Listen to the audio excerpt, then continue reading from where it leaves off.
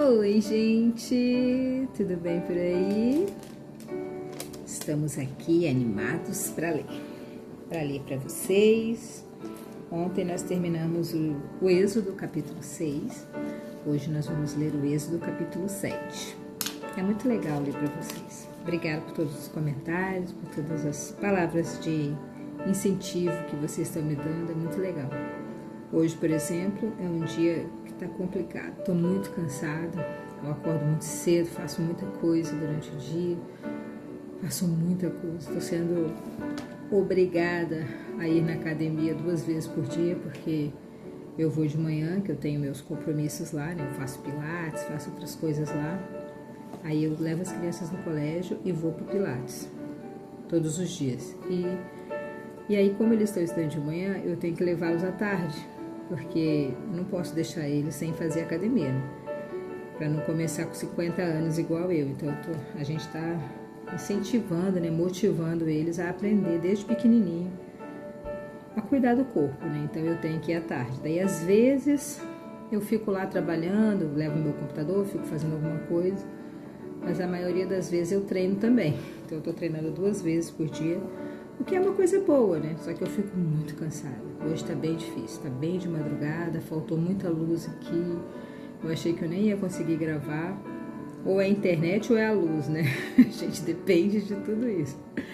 Mas tudo bem, deu tudo certo. Eu tô com um pouquinho de dor de cabeça. Um pouquinho de dor de cabeça, mas vai dar certo. Nada pode impedir a gente de ler a palavra de Deus, né? E é tão gostoso, é tão simples, é tão bom. Tenho certeza que o Senhor vai falar com a gente. A partir de hoje, no Êxodo capítulo 7, nós vamos começar a falar sobre as pragas, as 10 pragas do Egito. Todo mundo já ouviu, teve até uma novela, eu acho que na Record, que falou sobre as pragas. E nós vamos começar a ler a verdade agora. Ler o que realmente está escrito aqui na palavra de Deus. Então vamos lá, Êxodo capítulo 7. Ontem nós terminamos com Deus falando com Moisés, e Moisés falando para Deus que ele não podia. Deixa eu baixar um pouquinho. Baixei tudo.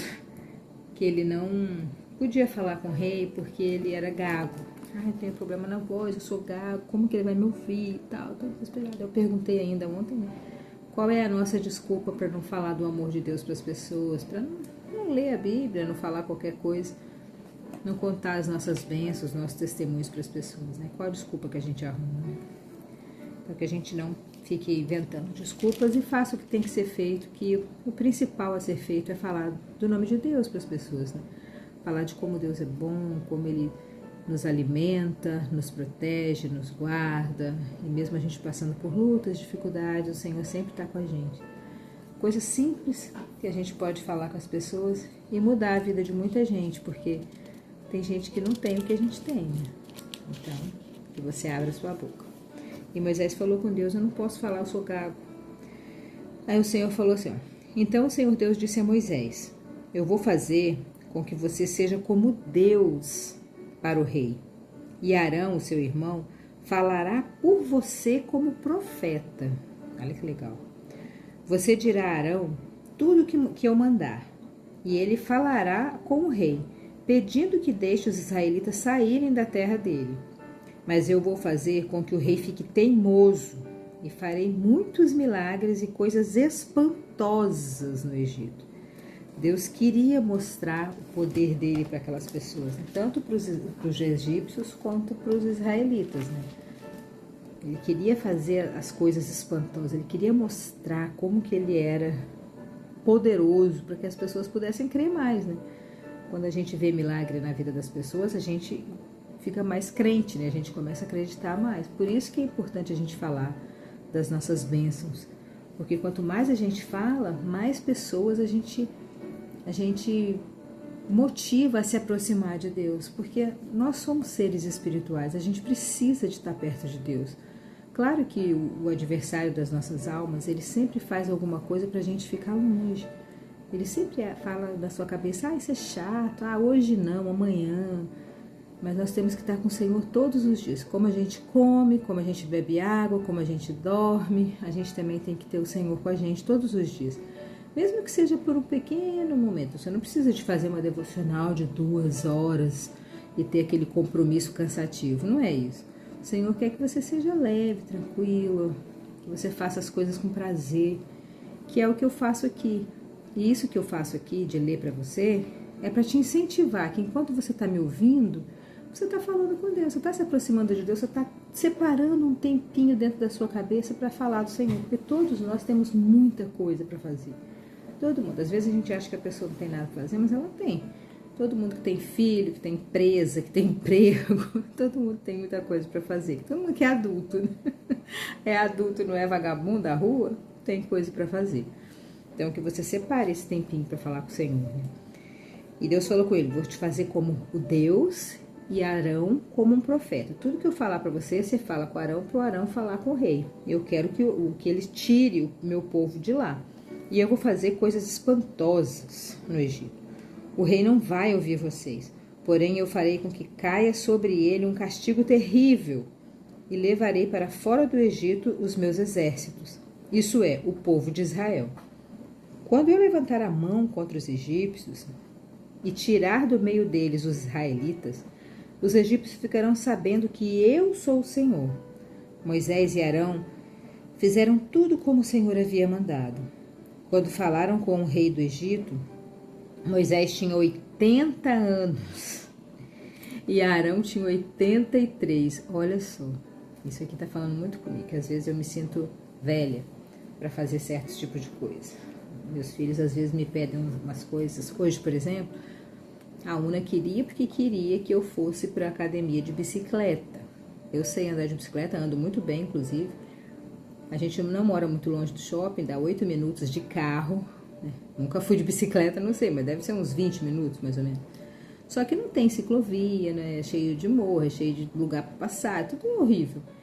E mesmo que fosse com ciclovia, eu fiquei pensando, gente, eu não tenho condição, acho que psicológica, física até tenho, mas psicológica de ir de bicicleta pro shopping. Gente, eu achei isso tão jovem.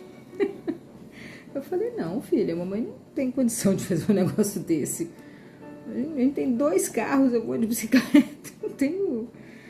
Isso aqui tá falando comigo nesse momento, porque Moisés tinha 80 anos e o irmão dele, o Arão, tinha 83 anos e eles ainda foram lá falar com o rei, querer caçar briga com o rei lá para libertar os israelitas, né? Às vezes a gente se sente possibilitado ou cansado para fazer certas coisas. Deus está falando com a gente que por mais que a gente já esteja velha na nossa concepção, a gente ainda pode fazer muita coisa. A gente ainda pode fazer diferença para muita gente. Uma coisa simples que a gente faça, a nossa história de vida já pode transformar a vida de muita gente. Então que a gente aprenda aqui nesse momento, né? Eu estou aprendendo nesse momento, porque hoje foi um dia desse que eu falei, sou velha, não tenho condição de fazer um troço desse. E agora talvez, quem sabe onde eu vá. Se eu for, eu vou filmar para vocês. Vamos lá, versículo 8. O Senhor Deus disse a Moisés e a Arão, se o rei do Egito mandar que vocês façam um milagre, você, Moisés, dirá a Arão que pegue o bastão e jogue no chão, na frente do rei. Então, você, Moisés, vai mandar Arão pegar o bastão e jogar.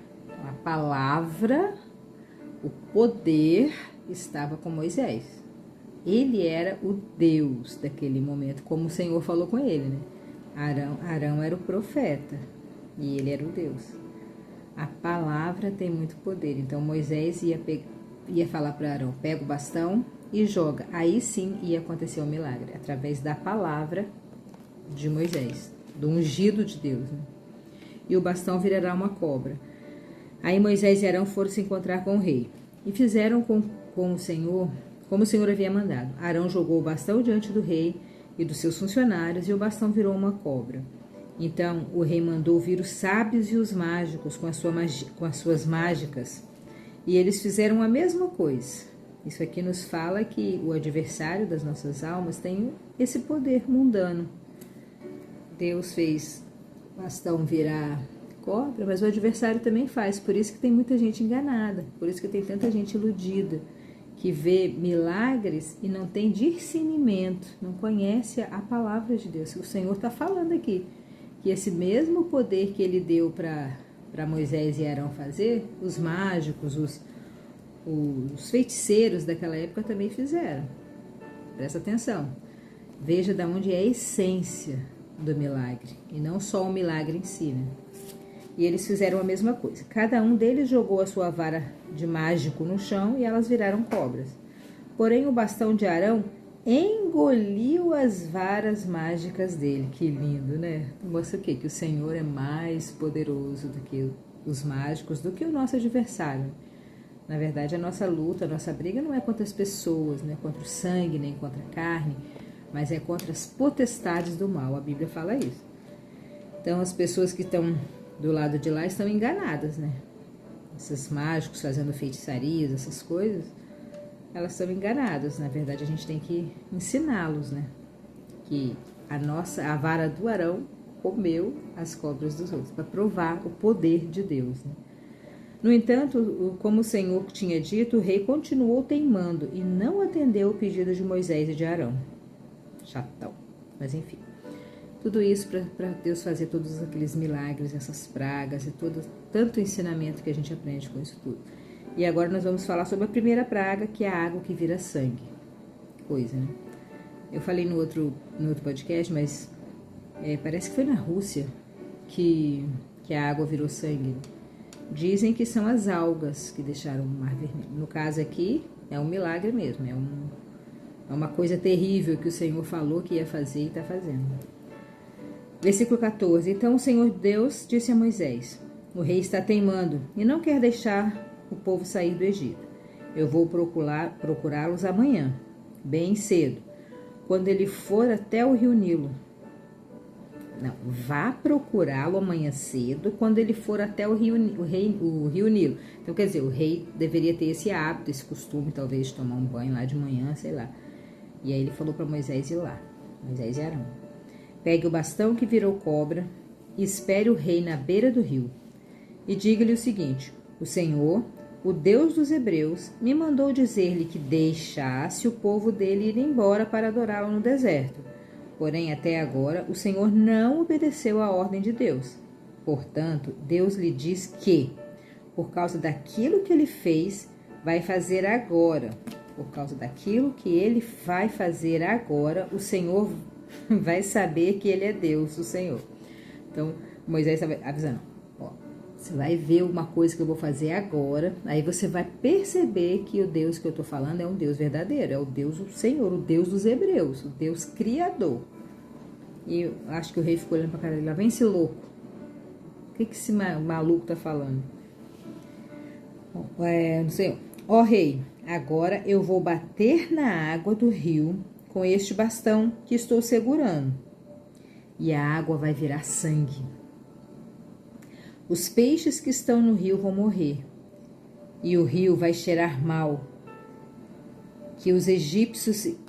vai cheirar tão mal que os egípcios terão nojo de beber a água dele. Imagina que nojo, né? Cheiro de carniça, né? De podre. E o Senhor disse também a Moisés: diga a Arão que pegue o bastão e estenda a mão sobre os rios, os canais, os poços, os reservatórios, para que as suas águas virem sangue em todo tipo de água. Não era só o rio Nilo, tudo, até nos reservatórios. Deus mandou fazer nos poços, nos canais, em tudo. Assim haverá sangue nas tigelas de madeira e nas jarras de pedra. Nossa, misericórdia. Moisés e Arão fizeram com que o Senhor havia mandado. Na frente do rei e dos seus funcionários, Arão levantou o bastão e bateu no rio, e a água virou sangue. Os peixes morreram e o rio cheirou tão mal que os egípcios não podiam beber a água dele. E em todo o Egito houve sangue. Porém, com as suas artes, os mágicos do Egito fizeram a mesma coisa. E assim o rei continuou teimando. Como o Senhor tinha dito, ele não atendeu ao pedido de Moisés e Arão. Pelo contrário, ele voltou para o seu palácio sem se preocupar com o que havia acontecido. Que cara ruim! Imagina, todo mundo sem água. Estragou tudo, os reservatórios, tudo a galera tá toda sem água e ele tá nem aí. Nossa, tem muita gente que é assim, né? Que o Senhor nos guarde, nos proteja, que a gente não seja essa pessoa e nem fique perto desse tipo de gente também, né? Com esse coração tão duro. Ai, ai. Pelo contrário, ele voltou para o palácio sem se preocupar com o que havia acontecido. Todos os egípcios cavaram buracos na beira do rio para beber água limpa, pois não podiam mais beber a água do rio. E passaram 7 dias depois que o Senhor Deus bateu nas águas do rio. Nossa, eles ficaram uma semana cavando ao redor do rio para poder beber água limpa. Triste, né? E o rei não tá nem aí. Será que na casa dele tinha água limpa? Hoje em dia a gente vê isso, né?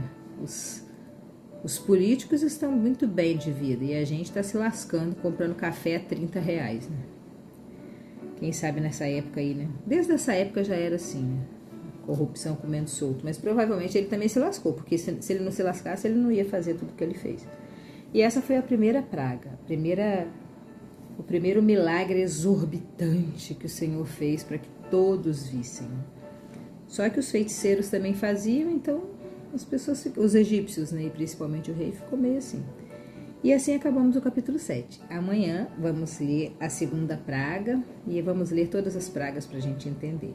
Que o Senhor fale no seu coração tudo que eu não falei, que o Senhor te dê um dia de saúde, de tranquilidade, que você consiga fazer todas as coisas que você precisa fazer.